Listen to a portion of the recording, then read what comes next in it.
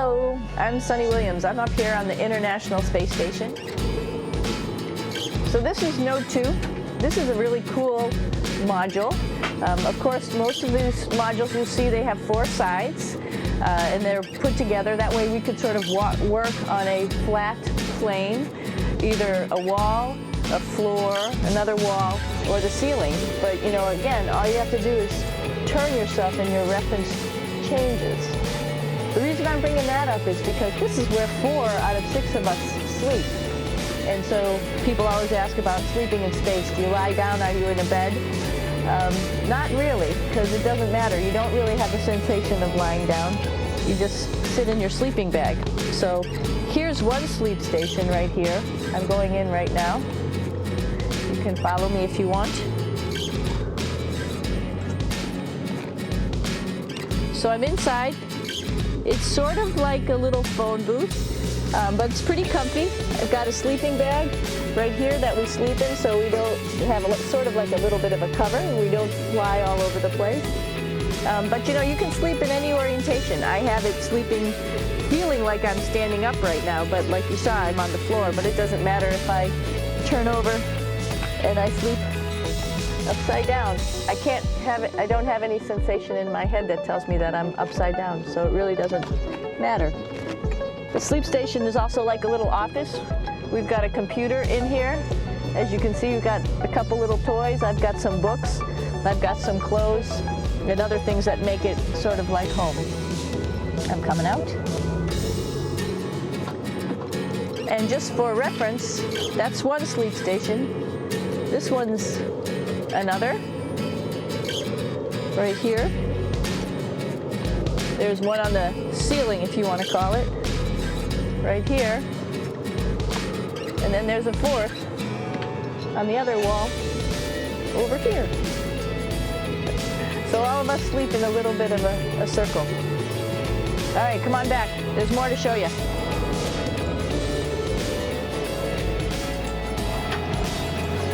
I know that there's some questions about how to use the bathroom and how do you actually live in space like normal, like at home. I mentioned real quickly about getting up in the morning and brushing your teeth and washing your face. Well, how do you do that? Well, here is the bathroom, essentially. You get up in the morning and we have a little kit, and it has all the essential things that you need, like your toothbrush and toothpaste and brush. See how much better the brush makes my hair look? I'm just joking. It still stands up straight. It doesn't matter where you are. It's always going to stand up straight while you're up in space. A lot of people ask about toothbrush and toothpaste. So, luckily enough, toothpaste, you can do it upside right this way, is sticky, and so it sticks to your toothbrush. No problem. Another cool thing is that water sticks to your toothbrush too. You can see it. I'll have some water come out. The water is pretty neat up in space. So it'll stick to your toothbrush, and it will make a big bubble. And that's just by surface tension.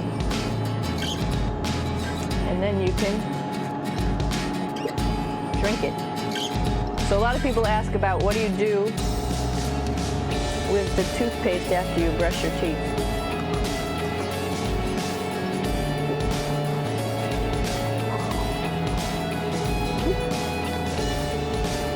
Two options. Swallow it, and it's sort of like mouthwash, but it tastes a little gross. Or you can just spit it out in a paper towel, and then you don't have to worry about it. Swallowing thing I wouldn't recommend at home. I'm only up here for 4 months, so it's not that bad. One of the most pressing questions about living in space, of course, is the bathroom. So let's take a look at that little piece of work. Come on in.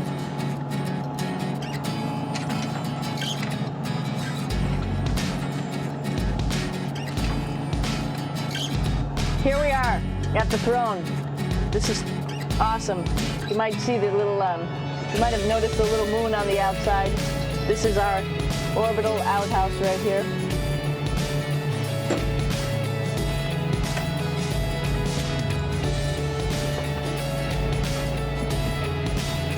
And of course, it serves for two functions. Number two, right here. I'll show you. But you see it's pretty small, so you have to have pretty good aim. And you be ready to make sure things get let go the right direction. And it smells a little bit, so I'm closing it up. And that's of course for number two. And this guy right here is for number one. So they're sort of two slightly separate functions, but you can do a little, essentially both, by hanging on right here and doing number one and number two.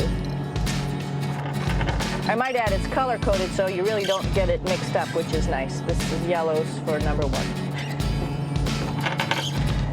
And also there's a selection of paper. People always ask about toilet paper. What do you do with toilet paper? What kind of toilet paper do you have? We have gloves just because sometimes it does get messy. We have some Russian wipes, which are a little bit coarse if you like the coarse type of toilet paper. We have some nice tissues, which are nice and soft if you like soft toilet paper. We have Huggies, just for any cleanup. You know, we were all babies once, and this sort of helps. And then if things get really out of control, we have disinfectant wipes, just to make sure we clean up here. Because, you know, just like the water I showed you, the number one stuff can sort of go all over the place if you don't aim correctly. And did I mention both of these have a little bit of suction, so they should keep things going in the right direction. But like I said, sometimes things get a little out of control if you are out of control yourself flying around. So we have lots of protective stuff. And of course, you do have your privacy. There's a little door, so other people know that you're in there. Here's a pretty cool place. This is sort of like in your house where everybody meets in the morning. After you wash your face, brush your teeth, you want to find something for breakfast. And this is our kitchen. You might notice there's all sorts of foods here. It's like opening the refrigerator. You got all your different stuff that you want to have: drinks, meats, eggs, vegetables, cereals, bread, snacks. And that's a good place. That's where you find all the candy. Side dishes, and then some little power bars just in case. So we have all this type of food. Some of it is dehydrated, and so we have to hydrate it, fill it up with water. Some of it is already made, and then all we have to do is heat it up. So something like this, I'm pulling out barbecued beef brisket. Pretty yummy. Not only is this food made in the U.S., but we also have food here from Japan. We've got Russian food. As you can see, all these red containers are filled with food that's from Russia. And then we get some of our specialty stuff, some things that we like, some of our favorite stuff that your family can send up. In fact, I like fluffernutters, and so I got sent up some fluff so I could make my fluffernutter with peanut butter. So you have a lot of food up here, no problems. Now, I want to say where we are. So right now, we're in the Japanese laboratory. It's one laboratory out of many here on the International Space Station. It's actually on the left-hand side. If I was International Space Station and I was flying through space like this, my left hand would be where the Japanese laboratory is.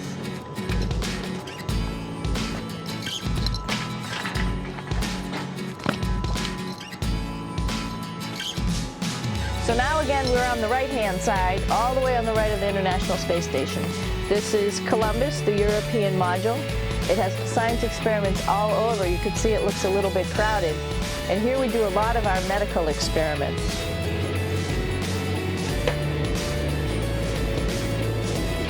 Here we are in the U.S. laboratory. Again, this is a laboratory with science experiments on all of the walls here, all sorts of stuff that we do. And one of the things we also do is we exercise. We have some exercise equipment on board the space station. We need to do that because we lose bone density and muscle mass while we're up here, and that's a result of not having to fight against gravity. So how we keep ourselves in shape are with a bike, a treadmill, and a weightlifting machine. This is the bike. You notice the clipped pedals? So all you need to do is actually clip your feet in, and then you can start pedaling. You don't need a seat because you don't sit down. Actually, I haven't sat down for 6 months now, so you don't need any type of seat. Just make sure you're held in with your pedals. You probably see that the bike bounces around a little bit. As I move it, it's not steady and held to the wall firmly.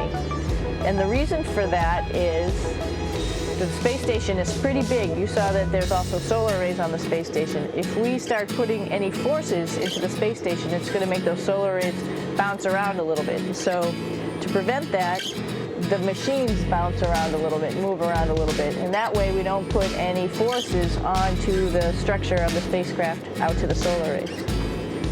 All right, a little farther on. Come on.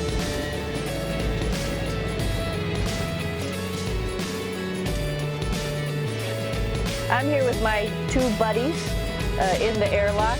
Actually, these are 2 spacesuits that are ready, primed up to go outside, as we call it, to go do a spacewalk in case we have to do anything outside. Some of the things we do outside are just like inside repairs. We have a lot of electrical boxes and machinery and solar arrays, in fact, that I talked about earlier, that are outside, and sometimes they don't work quite right.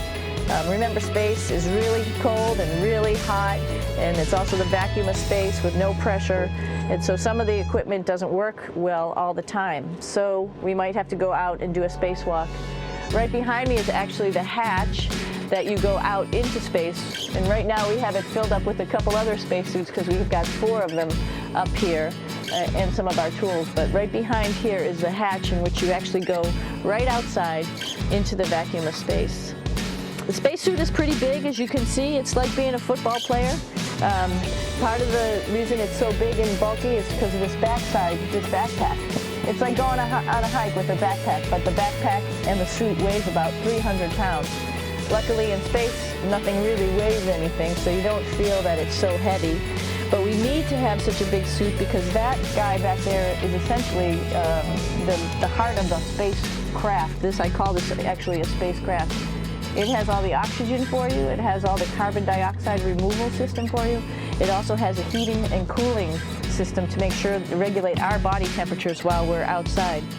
It also has a computer, so it tells you on a display here if there's anything that's going wrong with the suit, if we're running out of oxygen, if we have too much carbon dioxide, or any type of electrical problem. So it's a pretty awesome little spacecraft, and actually got to go out, use my little spacecraft a couple times, and it worked like a charm. Lucky that it works very nice. You might want to see what the helmet looks like. It's pretty cool too. We don't usually go out like this, so you usually can see when the helmet's open. So you can see what it looks like inside. Somebody's little head would be inside of here. So you can see, you can turn your head all the way around while you're inside of there, but the helmet stays still. So that's determines how far you could see. And it's usually pretty sunny out there, so we have to wear our sunglasses, and this is our sunglasses right here, which make you look pretty cool.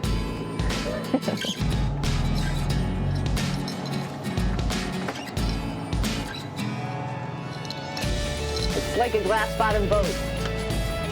This is the cupola. It sticks down below the space station. It's one of those places you find yourself hanging out in all the time because all you want to do is look back at our planet. I think some questions I had were about what do you do in your free time? And you can't help but want to just come to the cupola and look outside as much as you can. And a lot of folks, I play this game with myself about where we're flying over the Earth. I try to come in here and just guess.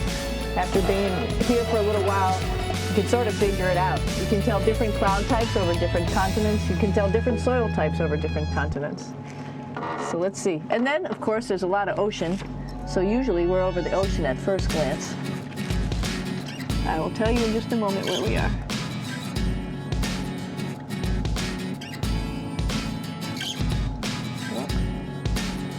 There we go. Right now we're right over Africa. It's a little bit cloudy, as you can tell. But we're right over the continent of Africa. Hey, what's that? I think that's a Soyuz spacecraft. That's the spacecraft that's taken us home to planet Earth today. Oh my gosh. We might have to go take a look at that. That's pretty cool. It's a little bit smaller than the rest of the spacecraft, the space station, so you'll see if we go there, it'll be a little bit more cramped.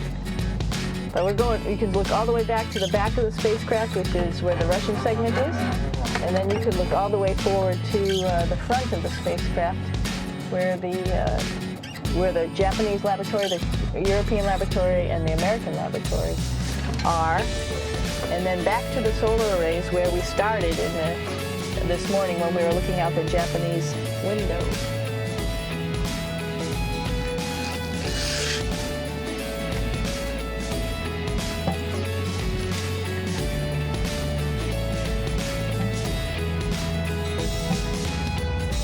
So other questions that were here are, what would you recommend as a job? And to what type of person would want to be an astronaut?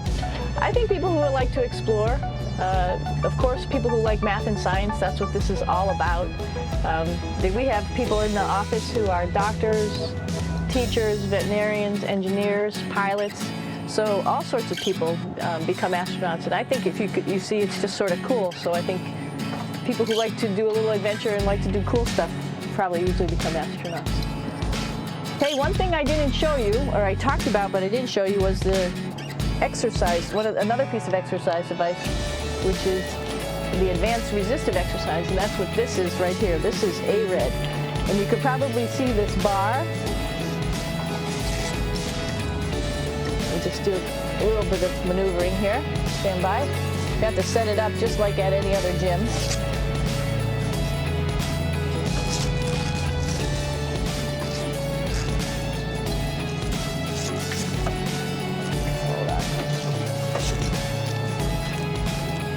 Show you how this works.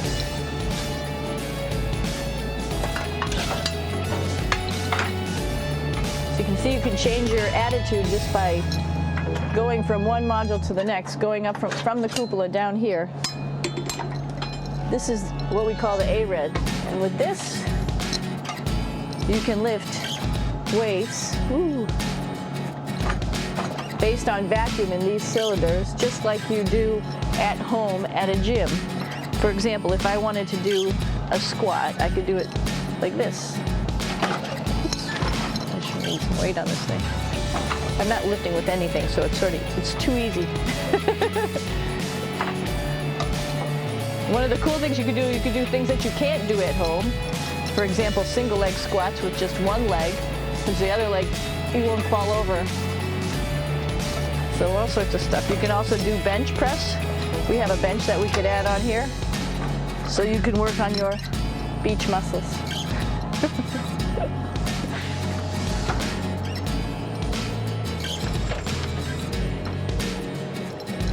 Hey, Aki, what are you doing down there? This is one of the cool things about space, too. It sort of looks like there's a big old hole here, but you don't even think twice about it. You can just jump over the hole. Or, if you want, you can go jump into the hole. I'm coming down. Woo!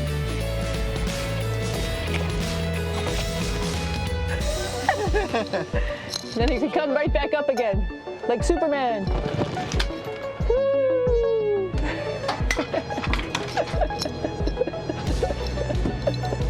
We're lucky we have a really cool big space station that you can fly around in.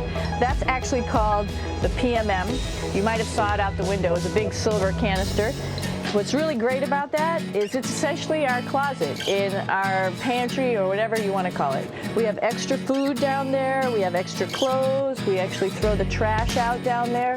So it's nice and organized, and we have all of our stuff that we need while we're working in all these other modules all stowed in this location down here. And it's a lot of fun to play in. So we're going into the Russian segment. Be ready. You don't need a passport either.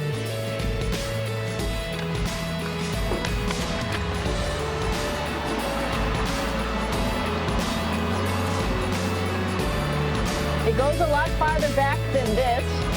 We'll go take a trip and say hello to the boys down there in just a minute. Well, let's do that first, actually. Then we'll go down to the Soyuz at the very end. This is Yevgeny. Hi. Doing a little tour.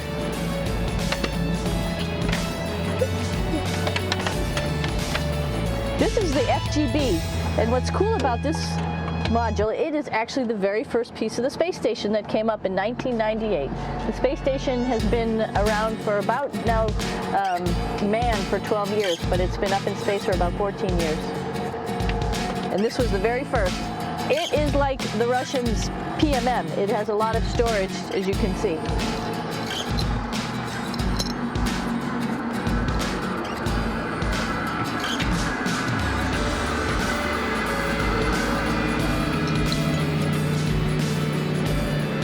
Можно? Снимаем. Чуть-чуть. So here we are in the heart of the space station, really. This is the service module. This is the central post. In case we had any problems, I know a couple of the questions are about what type of things do you have to worry about. And some of the things we have to worry about in space are fire.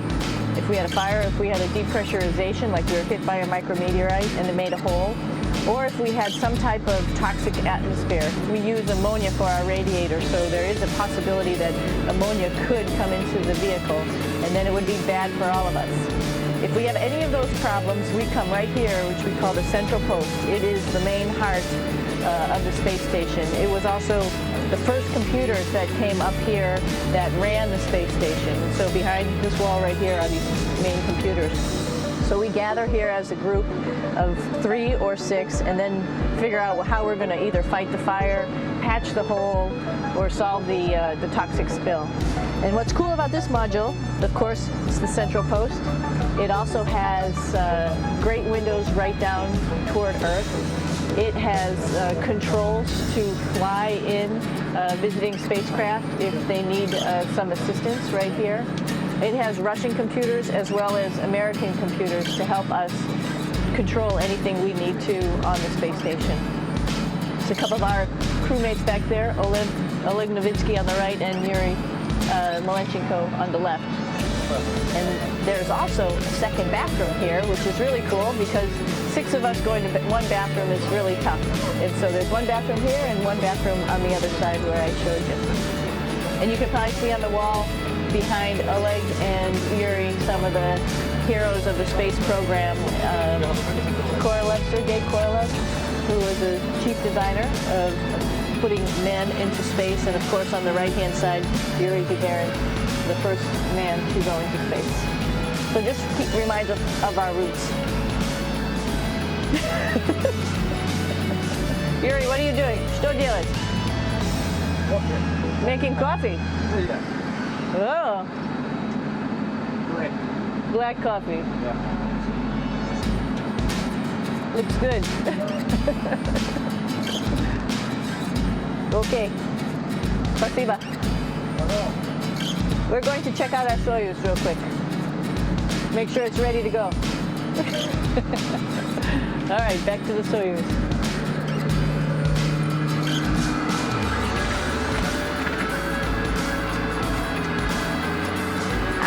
I'm going to stop here just for a quick second. You can see on the Russian spacecraft there's also other modules that stick out, down, and above. Right here is, let's see, I'm trying to be oriented. That's a place where we do spacewalks from for the Russian side. There's Russian spacesuits in here, and also a visiting vehicle which brought fruits and vegetables and becomes a trash container when we undock. Up on this side is also a future place where they're going to do spacewalks from, and connected to it is Kevin's, Oleg's, and Yevgeny's Soyuz spacecraft. And now let's go see ours. Whoa. Извините. No problem. Это пробка.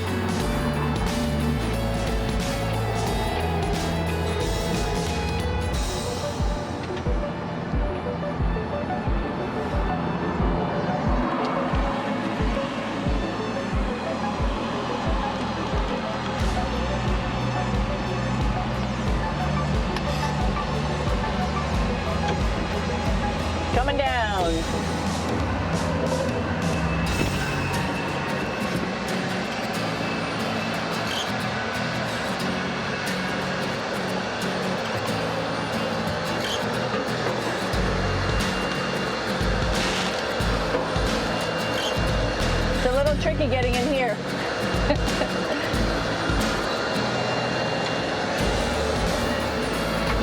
This is the docking probe right here, this big thing. This helps us connect to the spacecraft. This probe actually sticks into this cone, and that's how the spacecraft, our Soyuz, becomes connected to the ISS initially. That is then replaced by clamps, which are around here, that will allow the two spacecraft to be stuck together. And then you can remove the probe and the cone.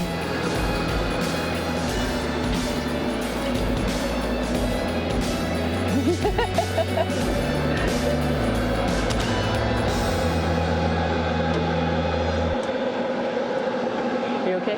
All right, so here we are in the Soyuz. This is what we call the BEO, the living compartment, bytovoy otsek in Russian. It also has a little bathroom. It's not as good as the other bathrooms, so we try not to use it too much. It has drinking water in it if we need something to drink. And then, of course, it's filled up with a lot of cargo for us. Bringing up and also bringing back down. It has a second purpose when it comes back to Earth. It serves as a garbage container. During the descent, we'll get rid of this area right here, and everything that's in it will just burn up as it's coming into the atmosphere, so that way we can get rid of a little bit of trash. But the main area where we were on launch and where we're going to be on descent is down here, because we're not part of the trash, so we're in a safe place. So we're in the descent module, SA. It's a little small, but you can get in.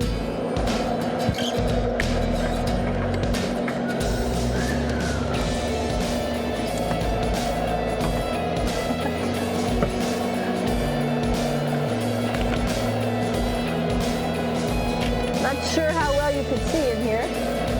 Hold on just a second. I'm going to turn it up this way, just so you can see the hatch, and you can see Kevin. It's a little bit small, but we'll come in and show you around.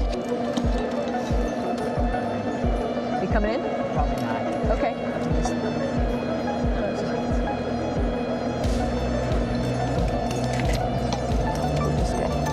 Got to move a couple things. We're just starting to get ready. We're preparing a couple days ago for our ride home.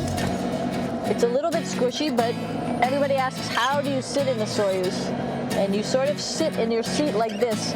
The seat is molded to your body, and so you can just sort of squish in here and be pretty relaxed. Everybody has a handmade seat for them. And then, of course, there's a control panel, and that's where we do most of our actions and work right here. There's hand controllers, which you can fly the vehicle with. And there's a stick right here, primarily used for communications when we're trying to talk to the ground. So 3 of us fit in here. Like I said, it's a little squishy, but somehow it seems like we all managed to get in here and fit pretty well. And it's a pretty safe ride home. You're probably wondering, what's all this junk behind us? Well, it's all of our parachute, first of all, and then it's all of our survival gear, just in case we end up landing in some strange place on the planet and nobody's there to rescue us right away. We have all sorts of survival gear with us, keeping us safe in here. So they've pretty much thought of everything. And we'll be home on the planet within the next 12 hours. Pretty shocking.